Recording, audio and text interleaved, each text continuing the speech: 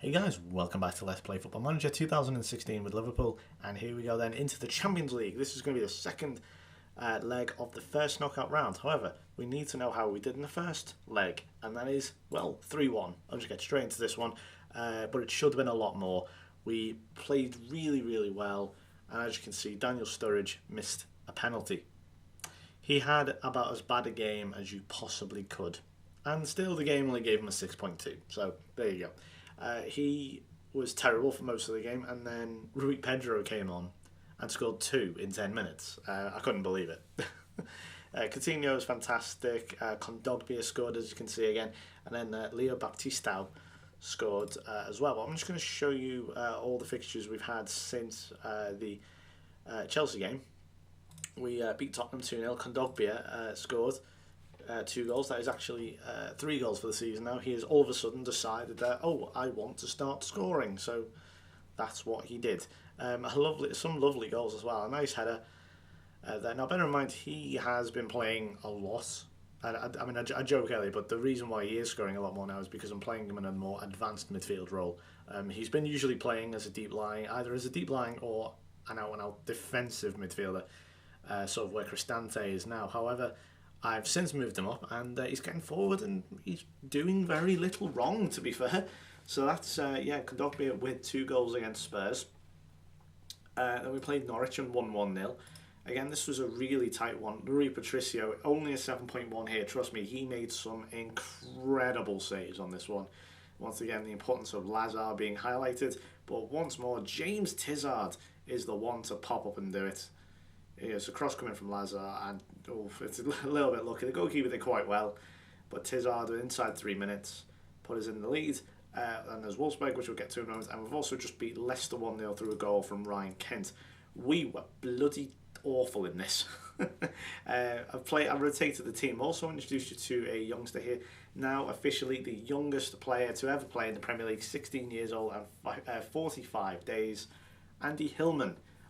Born and bred Liverpoolian, as far as I can see. There you go, from Liverpool.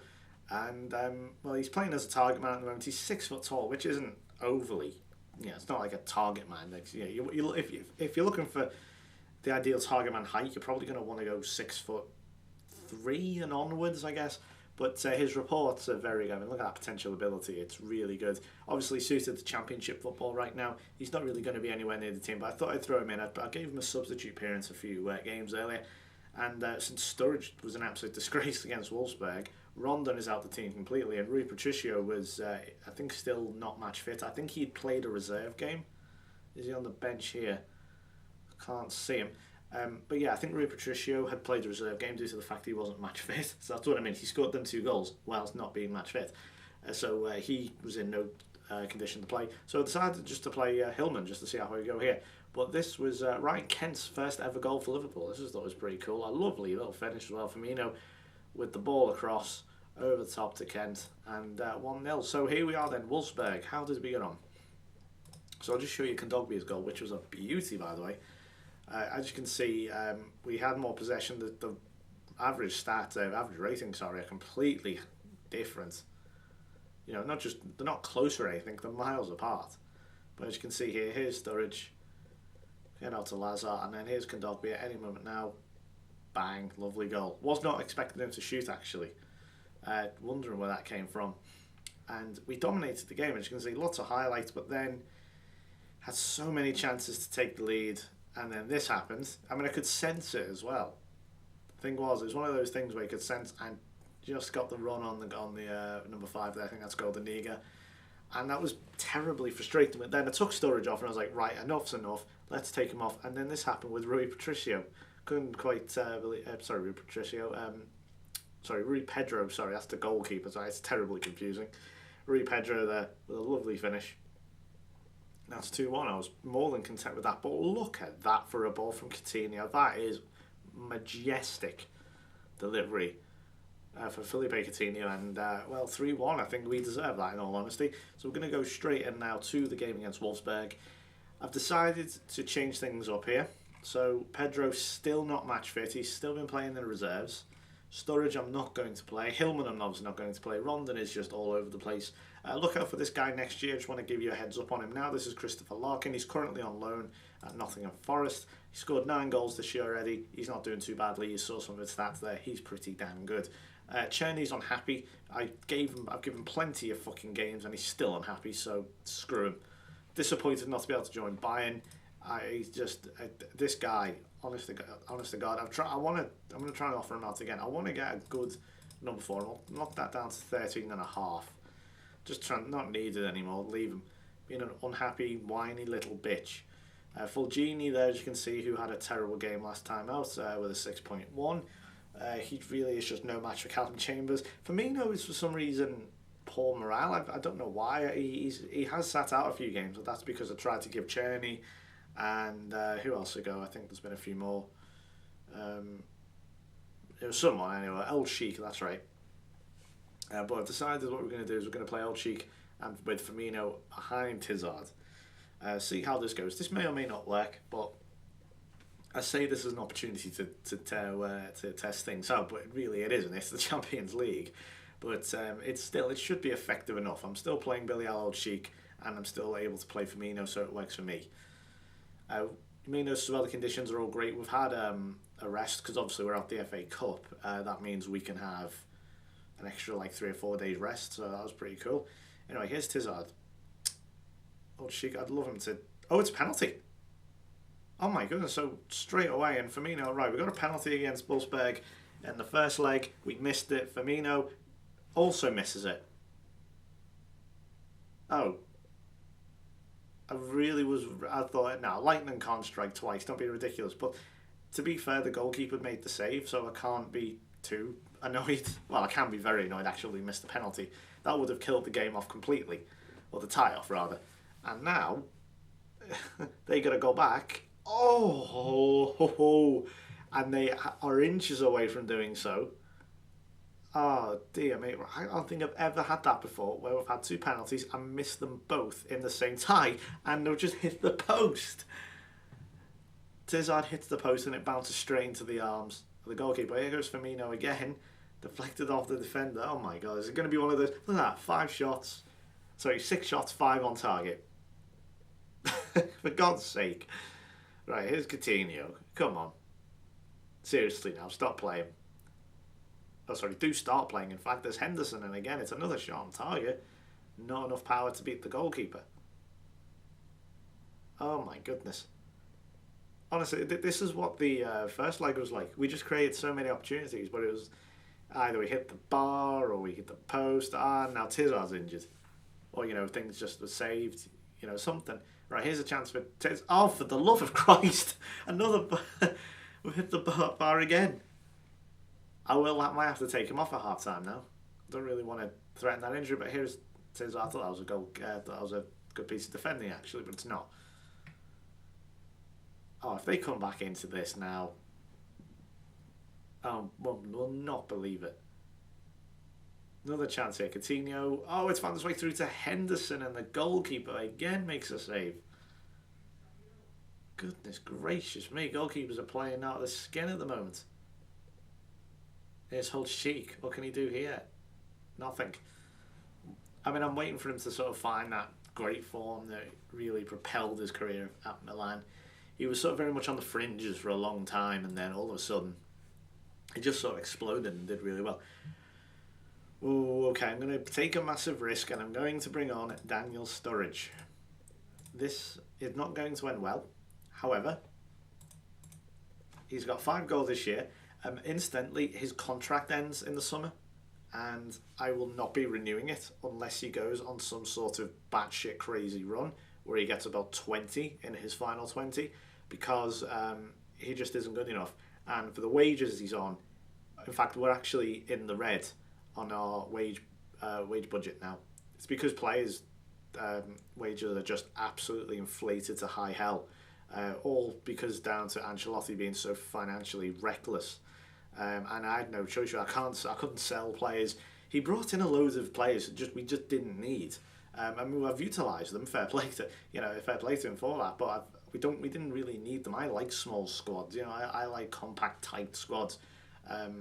and clearly this is not what the case at the moment. So if I was to get rid of like Sturridge, if I get rid of Tar and so on, that'll free up the wage budget by so much. You know, we could easily get a few more players in. Anyway, back to the game at hand, back to the now. Here's Firmino, plays it into Sturridge, who's offside, so he goes wide anyway. So Tizard injured there. I know he's only orange injured, so to speak, like Draxler here. But see, he takes him off. No point. I believe how it works, and this is only how I understand it. Don't shoot the messenger. But it's the injury can gradually get worse as it goes on. It's not unusual to see someone have an orange injury and then that 5 minutes later just totally change into a red one. His old cheek, he's going to shoot, isn't he? No, yeah, actually he did. He blocked the shot according to the commentator. Coutinho with a corner. It's again poor. I have to start thinking about going defensive soon because they only need 2. With 15 minutes. We'll go to counter for now, just being a little bit more cautious.